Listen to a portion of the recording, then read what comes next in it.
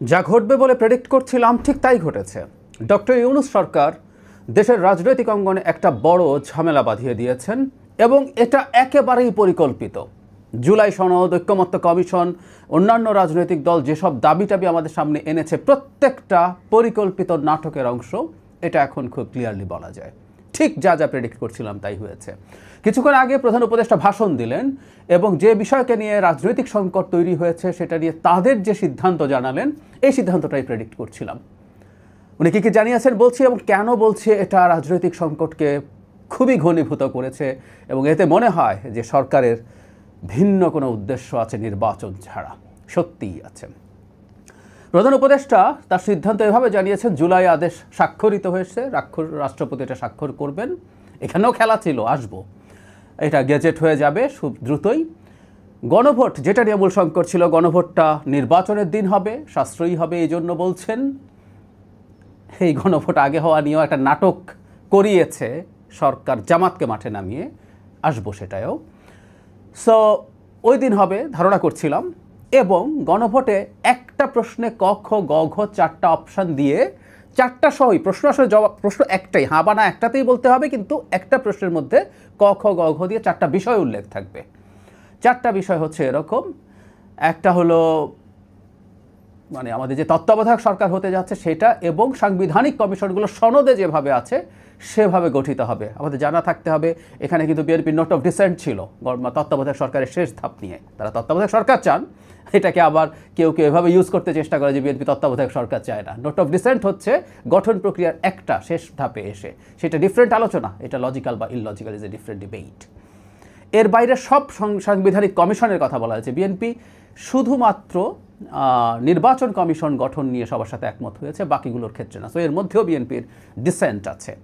দ্বিতীয় খ, যেটা সবচেয়ে বেশি আলোচিত এবং ডিবেটেড, সেটা হচ্ছে আপার হাউস হবে, পিআর থাকবে, মানে ভোটের প্রপোর্শনাল রিপ্রেজেন্টেশন, এবং সংবিধান সংশোধনের ক্ষেত্রে সেটার ক্ষমতা থাকবে, সেটা উল্লেখ করা দেওয়া হয়েছে। সাধারণ সংখ্যাগরিষ্ঠতা লাগবে বলা হয়েছে। গ হচ্ছে এর বাইরে যেগুলোতে ঐক্যমত্য হয়েছে 30টা বিষয়। সংবিধানের 48টার মধ্যে 18টাতে সবারই এক একজনের এক একটা সহ 18টাতে নোট অফ ডিসেন্ট আছে। 30টা যেগুলো আছে সেগুলো যেই ক্ষমতায় আসুক করতে বাধ্য থাকবে। এটা লজিক্যাল, কারণ হচ্ছে যেহেতু 30টাতে কারো নোট অফ ডিসেন্ট নেই, যেই ক্ষমতায় আসুক সে এটা করবে। এবং বাকি বিষয়গুলো তার মানে এই নোট অফ ডিসেন্টের মধ্যে বাকি বিষয় যেগুলো নোট অফ ডিসেন্ট আছে সেগুলো ইচ্ছের উপরে ছেড়ে দিয়েছেন। অ্যাপারেন্টলি বিরাট দয়ার সাগর হয়ে সরকার এটা করেছে বলে মনে হয়। তার মানে ব্যাপারটা এরকম দাঁড়ালো, বিএনপির সব যে নোট অফ ডিসেন্ট আছে সবগুলো না, 2টো নোট অফ ডিসেন্ট আসলে সরকার নিজের উদ্যোগে তুলে ফেলছেন এবং এটাকে গণভোটে দিয়ে দিচ্ছেন। এখন জনগণকে ভোট দিতে হলে এই 4টার ওপরেই একসাথেই হাঁ বা না ভোট দিতে হবে। তার মানে যদি হাঁ ভোট হয়ে যায় তাহলে আপার হাউস পিআর বিএনপিকে করতে হবে, এই ধরনের কথাবার্তা বা পরিস্থিতি তৈরি করা হচ্ছে। তারপরে তত্ত্বাবধায়ক সরকারের ক্ষেত্রেও ওই ধরনের অবস্থা আছে, যদিও এখানে একটু ফাঁক আছে। আমি এভাবে বলতে চাই, সেটা হলো গতে বলা হয়েছে যেগুলোতে নোট অফ ডিসেন্ট নেই সেগুলো আসলে সরকার মানে যে সরকার তৈরি করবে সেগুলো করতে সে বাধ্য থাকবে। এখন ওপরের দুটো যদি হাঁ হয়ে যায় তাহলে কি হবে, এটা কিন্তু এই গণভোটে অ্যাপারেন্টলি নেই। কিন্তু প্রধান উপদেষ্টা তার বক্তব্যের পরবর্তী সময়ে গিয়ে ক্লিয়ারলি বলছেন যে ওটাও করতে হবে। ওটা যদি হাঁ হয়ে যায় তখন ওই যে 270 দিনের মধ্যে এগুলো এফেক্টিভ করার প্রশ্নে বলছেন ওটা কমিয়ে এনে 180 দিন মানে 6 মাস করা হয়েছে, এবং তার 30 দিনের মধ্যে লোয়ার হাউসের প্রপোর্শনাল রিপ্রেজেন্টেশন অনুযায়ী আপার হাউস তৈরি করতে হবে। তার মানেটা এটুকু বুঝতে পারছি তার বক্তব্যে, গণভোট যদি হাঁ হয় তাহলে উপরের প্রথম ক আর খ, আমি আবারও বলছি, ক হচ্ছে তত্ত্বাবধায়ক সরকার এবং সব সাংবিধানিক কমিশন সনদে যেভাবে বলা হয়েছে সেভাবে করা হবে। সো এখানে বিএনপির নোট অফ ডিসেন্ট থাকলেও হাঁ মানে হচ্ছে জনগণ এটা গ্রহণ করছে অ্যাপারেন্টলি। যদি এই একটা প্যাকেজে হাঁ দেওয়া মানে এটা বোঝায় কিনা এটা সিরিয়াস প্রশ্ন আছে। খ হচ্ছে আপার হাউসের প্রপোর্শনাল রিপ্রেজেন্টেশন, এটাও বিএনপির সিরিয়াস নোট অফ ডিসেন্ট আছে, লজিক্যাল না কিন্তু আছে, এবং দীর্ঘদিন সমালোচনার সহ্য করে হলেও বিএনপি তার এই অবস্থানটাতে স্থির থেকেছে, এখন সেটাও তুলে দেওয়া হচ্ছে।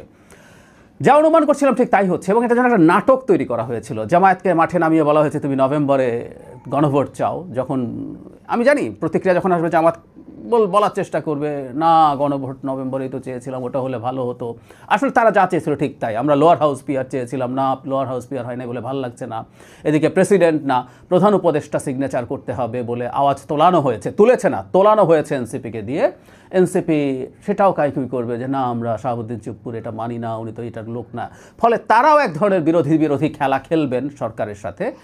কিন্তু মূল বিষয় হচ্ছে বিএনপিকে যেটা বলার কথা হবে, টকশোতে সমানে বলছি, আমার ভিডিওতে এই কথা বলেছি, এই নাটকটা হচ্ছে এরকম, বলবে জামাত ছাড় দিয়েছে, জামাতের ইচ্ছে মতো লোয়ার হাউস পিআর হয় নাই, গণভোট নভেম্বরে হয় নাই বা নির্বাচনের আগে হয় নাই, এনসিপির চাওয়া অনুযায়ী একই জিনিস যে তারা রাষ্ট্রপতির সিগনেচার মানে প্রধান উপদেষ্টা সিগনেচার না রাষ্ট্রপতির সিগনেচারে জুলাই আদেশ হচ্ছে, তো সবার তো ছাড় দিতে হয়েছে, তো বিএনপি তুমিও এটুকু ছাড় দাও। আসলে যাবতীয় নাটক তৈরি করা হয়েছে বিএনপির ওপরে এই সিদ্ধান্তগুলো চাপিয়ে দেওয়ার জন্য। বল এখন বিএনপির কোর্টে। আমি দুদিন আগেই বিএনপি স্থায়ী কমিটি অবশ্য প্রকাশ্যে জানিয়ে দিয়েছেন যে জুলাই সনদ যেভাবে স্বাক্ষরিত হয়েছে তার বাইরে কিছু যদি হয়, এটা বাইরে হচ্ছে। জুলাই সনদের কথা ছিল যাদের নোট অফ ডিসেন্ট আছে সেই নোট অফ ডিসেন্টের কোনোটি তারা করতে বাধ্য নন। আর আমি একটা কথা সরকারের যে কারোর সাথে প্রকাশ্যে ডিবেট করতে প্রস্তুত আছি, ঐক্যমত্য কমিশনের যে কারোর সাথে ডিবেট করতে প্রস্তুত আছি এই ইস্যুতে, সেটা হলো যে দুটো ইস্যু নোট অফ ডিসেন্ট বিএনপির আছে এগুলো যে জনগণের সামনে গণভোটে দেওয়া হচ্ছে, একটা আইডিয়াল কনস্টিটিউশন তৈরির প্রসেসে সেটা জনগণের কাছে যেতই না, এজন্যই এটা একটা ফাজলামো হয়েছে।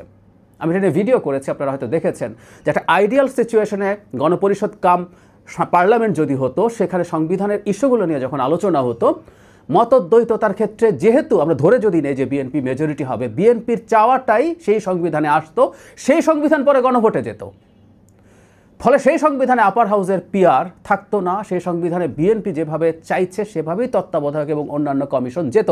আবারও বলছি, এই চাওয়াটা লজিক্যাল বা সঠিক কিনা ইজ এ ডিফারেন্ট ডিবেট, কিন্তু এটা জনগণের সাথে যেত না, গণভোটে যেত সেই সংবিধানটা যেটা সংখ্যাগরিষ্ঠ বিএনপি পাস করা হতো সংসদে, সেটা হতে পারত।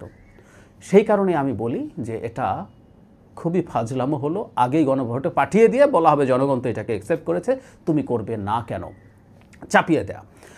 কোনো সংস্কার, কোনো ভালো কিছু এইভাবে ঘাট ধরে চাপিয়ে একটা দলের সাথে যখন, যে দলটা এত বড়, যে দলটা ভেঙে ফেলার চেষ্টা শেখ হাসিনা দীর্ঘদিন থেকে করেছে, অন্যায় অত্যাচার করেছে, লক্ষ লক্ষ মানুষের বিরুদ্ধে মামলা দিয়েছে, টর্চার করেছে, গুম করেছে, বিচার বহির্ভূত হত্যাকাণ্ড চালিয়েছে, লোভ দিয়ে দলে নিয়ে আসার চেষ্টা করেছে, সেই দলটা, সেই রকম একটা দলের উপরে এই ধরনের অন্যায় বাজে আচরণ চাপিয়ে দেয়া আমাদের রাজনৈতিক সংস্কৃতির জন্য খুবই খারাপ হলো। এখন বিএনপি এটা কি গ্রহণ করবে? মানে অনেকটা এরকম যে এখন তো গণভোটে তার যেহেতু দুটো নোট অফ ডিসেন্টের গুরুত্বপূর্ণ জিনিস আছে, তাকে নায়ের দিকে কি ঠেলে দেওয়ার চেষ্টা হচ্ছে? বিএনপি কি নাতে যাবে, নাকি বিএনপি ওই ভোটদানে বিরত থাকতে বলবে, নাকি বিএনপি সেই একই ঘোষণা দিয়ে দেবে যে গণভোটে যদি ওগুলো হয়ও বিএনপি এটা মানবে না? I really don't know.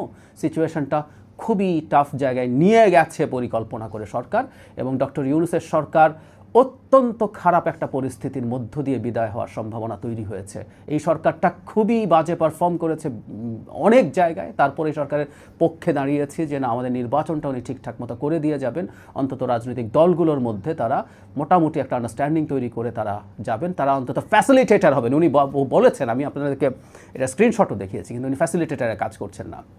তিনি এবং আরও কিছু দল মিলে, সরকার সহ সরকারের বাইরের এবং কিছু দল মিলে একটা নেক্সাস তৈরি করেছেন, তারা একটা নাটক প্লট করেছেন, করে তারা শেষ পর্যন্ত এই ঘটনাটা ঘটিয়েছেন। অথচ আমি বারবার বলছি, এই ঘটনা এটা যদি এরকম হবে জানা যেত, শুরুতেই যদি জানিয়ে দিত, সেই জানানোর পর রুলস অফ দ্য গেম যদি ফিক্স থাকতো, সেইটার ক্ষেত্রে ঐক্যমত্য কমিশনে কেউ আলোচনা করতে যাবে কি যাবে না সে তার অবস্থা বুঝে সিদ্ধান্ত নিতে পারতো, বিএনপি নাও যেতে পারতো।